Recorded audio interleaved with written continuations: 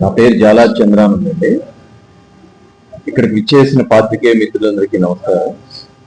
ప్రస్తుతం రాష్ట్రంలో నెలకొని ఉన్న పరిస్థితుల దృష్ట్యా పొలిటికల్ పార్టీల్ని, ప్రజా సంఘాలని ఒక వేదిక మీదకి తీసుకువచ్చి రాబోయే రోజుల్లో ప్రజా సమస్యలపై ప్రజలే కేంద్ర బిందువుగా నిరంతరం ప్రజాక్షేత్రంలో ఉంటూ వాళ్ళ సమస్యల పరిష్కారానికి పోరాట పందాన్ని ఎంచుకున్నాము. ఎన్ని అవాంతరాలు ఎదురైనా అంకిత భావంతో విలువలకు ప్రాధాన్యత ఇస్తూ హక్కుల పరిరక్షణకై పాటుపడతామని చెప్పేసి, ఈ ప్రజాస్వామ్యంలో ప్రజలే ప్రభువులు, ప్రజలదే తప్పనం. కానీ కొన్ని కుటుంబ పార్టీలు వారసత్వ రాజకీయాల కారణంగా ప్రజలను మభ్యపెడుతూ వాళ్ళ పబ్బం గడుపుకుంటున్నారు. రాబోయే రోజుల్లో సమాజంలో ఉన్న ప్రతి అంశాన్ని, ప్రతి వర్గం తాలూకా సమస్యని స్పృశిస్తూ భవిష్యత్తులో ప్రతిపక్ష పాత్రని పోషించదలుచుకున్నాము. ఆ నిబద్ధతతో వ్యవహరిస్తామని చెప్పేసి ఈ సభాముఖంగా మనం చేస్తున్నాం. నమస్కారం. సంఘాలతో చంద్రానంద్ గారు ఒక ఫ్రంట్ ఏర్పాటు చేశారు. ప్రధానంగా దేశం అభివృద్ధి చెందకుండా పూర్తిగా అన్ని రంగాల్లో వెనక్కిపోతూ ఉంది. ఒక పక్కన చైనా నుంచి అభివృద్ధి ఈ దేశంలో ఉంటుందా ఉండదా అని ఒక ప్రశ్నార్థకంగా మిగిలిపోయింది. ఒకప్పుడు చైనా కంటే అభివృద్ధిలో ముందున్నాం, ఇవాళ చైనా కంటే వృద్ధిలో పూర్తిగా వెనకబడి ఉన్నాం. ముఖ్యంగా విద్యా, వైద్యం పూర్తిగా ఈ మధ్యకాలంలో మీరు అందరూ చూసే ఉంటారు. పబ్లిక్ ప్రైవేట్ పార్ట్నర్షిప్తో భాగస్వామ్యం చేస్తూ ప్రైవేట్ వైద్య కళాశాలను కూడా ప్రైవేటీకరిస్తూ ఉన్నారు, ప్రైవేట్ వైపు మళ్ళిస్తూ ఉన్నారు. అంటే ఇక్కడ అర్థం చేసుకోవాలి? ప్రభుత్వం చేతులు ఎత్తేసిందా, ప్రభుత్వ రంగాల్ని ప్రభుత్వం నడపలేదా అని ఒక ప్రశ్న సమాజంలో బలంగా ముందుకు వస్తా ఉంది. మరో పక్క ప్రభుత్వ రంగంలో ఇప్పటి వరకు రాజ్యాంగం వచ్చిన తర్వాత 1,76,00,000 ఉద్యోగాలు ఉన్నాయి. 2014 నుంచి ఇప్పటి వరకు ఒక్క ఉద్యోగం కూడా పెరగలేదు.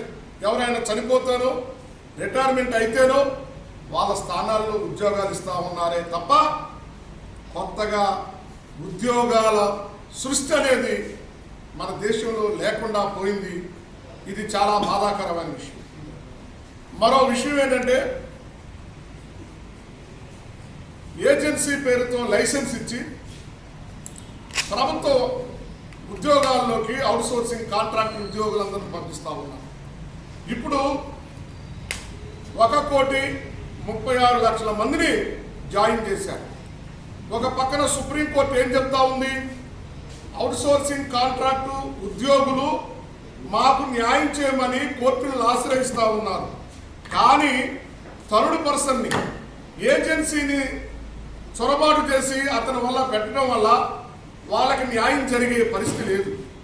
కాబట్టి ఆ విధానం ఏదో ప్రభుత్వ రంగమే ఉద్యోగ నియామకాలు కూడా జరపాల్సి ఉంటుందని చెప్పేసి ఒక పక్కన సుప్రీంకోర్టు, అత్యున్నతమైన న్యాయస్థానాలన్నీ కూడా చెబుతూ ఉన్నాయి. కానీ ఇప్పుడు 1,36,00,000 మంది ఉద్యోగుల్ని పర్మనెంట్ చేయమని అడుగుతా ఉన్నారు. సరైనటువంటి సమాన పనికి సమాన వేతనాలు అందించమని అడుగుతా ఉన్నారు. ప్రభుత్వ ఉద్యోగులతో సమానంగా. సిద్ధంరెడ్డి శివశంకర్ రెడ్డి, ఇండియన్ ప్రజా కాంగ్రెస్ పార్టీ స్టేట్ ప్రెసిడెంట్ గా ఉన్నాను.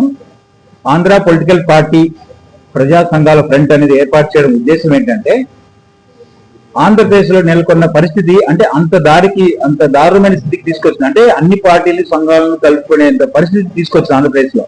అంటే గత 15 సంవత్సరాల నుంచి ఏదైతే జరుగుతుందో ఆంధ్రప్రదేశ్ లో ప్రజలకు అన్యాయాలు బాగా జరుగుతున్నాయి. కాబట్టి అక్కడి నుంచి పుట్టిందే ఈ ఫ్రంట్. ఎందుకంటే ఈ సమస్యలన్నిటికీ పరిష్కారం చూపించడానికి మిగతా పార్టీలు ఇప్పుడు ఇంతవరకు అయితే గవర్నమెంట్ ఉన్నాయో ఆ రెండు సరిగ్గా చేయలేదు కాబట్టి ఈ పని మేము పెట్టాల్సి వచ్చింది. ఇదంతా మన చంద్రబాబు గారి ఆధ్వర్యంలో.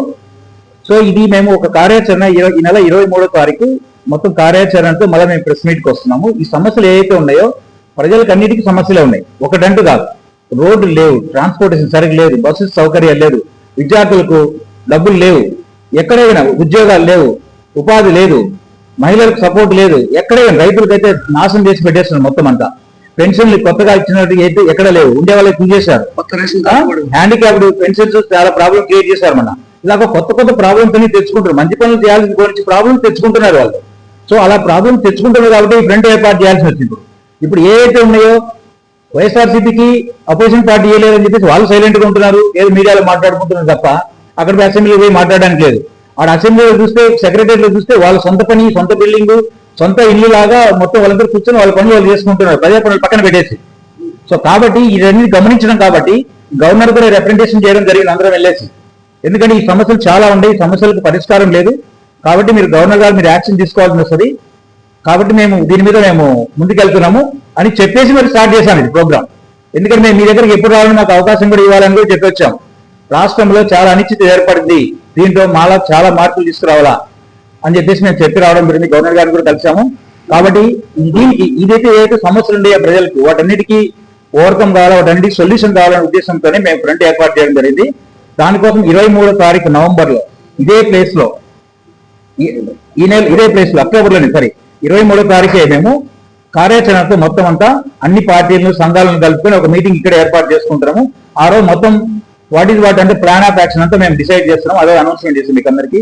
ఈ విషయంలో మీడియా మిత్రులందరూ సపోర్ట్ చేయాలా, ఎందుకంటే మన రాష్ట్రం బాగుండాలంటే మనం హైలైట్ చేసుకోవాలి దీన్ని. కాబట్టి ప్రజలందరూ బాగుంటే అందరం బాగుంటాం దాంట్లో. కాబట్టి మీ సపోర్ట్ లేకుండా ముందుకెళ్ళడానికి కష్టం. ఇది ఒక స్టేట్ లెవెల్ సంబంధించింది, అదే కాకుండా ఇండియా లెవెల్ తీసుకుపోవాలనుకుంటున్నాం. మనం రోల్ మోడల్ గా ఏపీని పెట్టాలనుకుంటున్నాం. సో కాబట్టి మేము ఈ ఫ్రంట్ కు ఇండియన్ ప్రజా కాంగ్రెస్ పార్టీ మద్దతు ఇస్తున్న 100%. దీన్ని ముందు తీసుకెళ్ళడానికి అందరూ కలుసుకుంటున్నాము. మిగతా సంఘాలన్నీ కలుపుకొని దీన్ని స్ట్రాంగ్ గా తీసుకొని మేము సక్సెస్ చేసుకోవాలని చెప్పేసి డిసైడ్ చేస్తాము. సక్సెస్ చేస్తున్నాం అంతే. అది థ్యాంక్ యూ అండి. నమస్కారం.